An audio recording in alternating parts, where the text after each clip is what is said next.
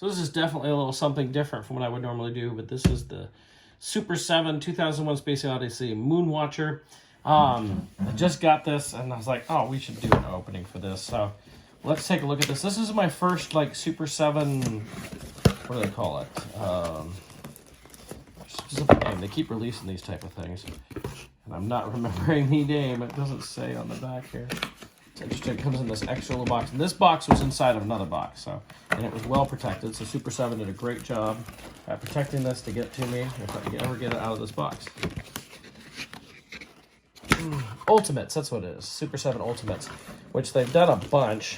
I know I've ordered the G.I. Joe Cobra Commander, and they've done a bunch of Simpson stuff, and they're expensive, that's for sure.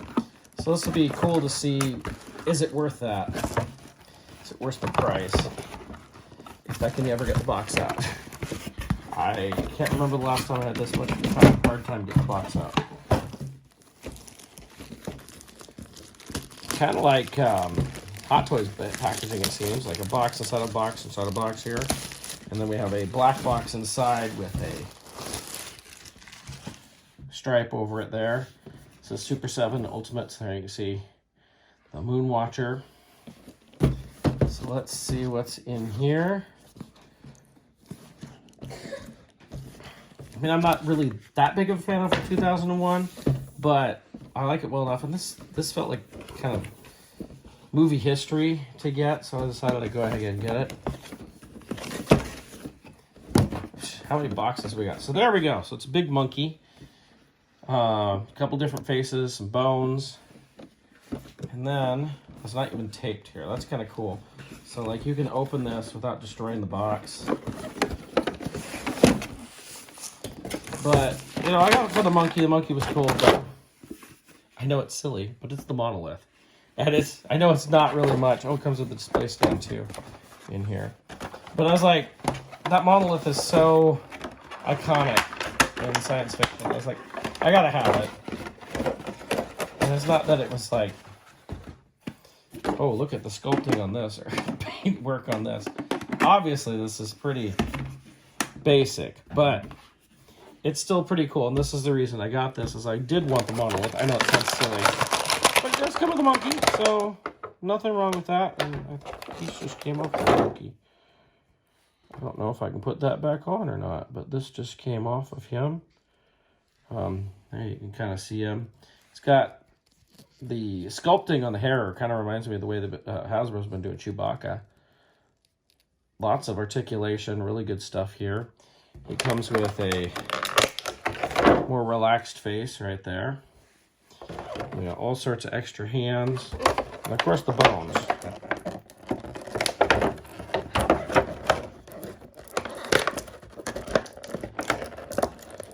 Come on, bones. Come on out. Don't want to break them. Let's see. He's going to need a hand to hold a bone. See how easy we can get these hands off right here. There we go. Wasn't too bad. You can hold the bone. Let's see. There we go. So we can get that in. There we go. So it's kind of like a figure with a big backdrop display type thing. But that monolith is so iconic. It's like, I had to kind of get it. I know it's silly. And I have, like, other pieces that kind of follow that design. Like, I have the Han Solo and Carbonite, the 12-inch one, where it's just a block, but then you press a button and it lights up Han in it. And they use the same thing for a Vietnam memorial piece. And it lights up with a, like you see a soldier behind it. That was kind of cool. And that's the same kind of thing, just a big black monolith looking thing with, but those had lights. Of course, this doesn't. So now we can add our also Sprock Zarathustra music, which is the Richard Strauss music you hear at the beginning of 2001: A Space Odyssey, also known as the theme to 2001.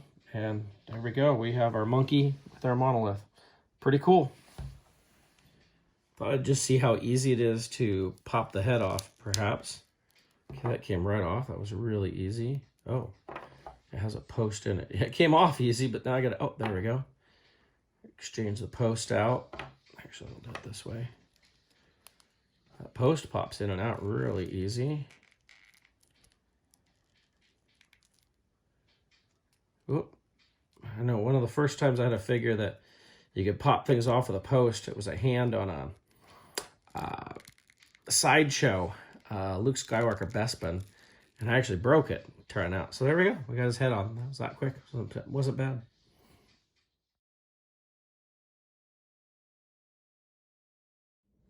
So my final thoughts on this figure, it's pretty cool, although I did have a piece of fur just fall off right away, and it looks like it is busted. I may see if Super 7's willing to do anything about that.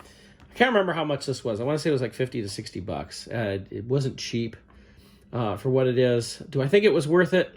It's hard to say. Like, it came with a lot. I'm interested to see the other figures. Like when I get the Cobra Commander and that, to see what all is packed in there. I know they're supposed to come with a ton of accessories. Obviously, with him, a lot is taken up just by this monolith, which, of course, doesn't take a lot. I'm glad it came with the stand and everything. I think it's pretty iconic. I like that I've got it. You know, I think it's going to be cool to add into my collection and that. For most people, it probably isn't worth it, and this is my first look at these Super 7 Ultimates. But, you know, I'm curious to see what else they do in the future. I think it's cool. I think they did a really good job. Lots of articulation. Obviously, I can do lots of good stuff with the extra heads, extra hands, the bones accessories. You know, for something as simple as just this monkey with the monolith, it's like they did a lot with it. So it is pretty cool. I'm happy with it for the most part. I'm just not sure if it was worth the price, but we'll see on future Ultimates if I still feel that way. So I hope you enjoyed this look at the 2001 A Space Odyssey MoonWatcher, or I call it the monkey with the monolith. All right, thanks a lot.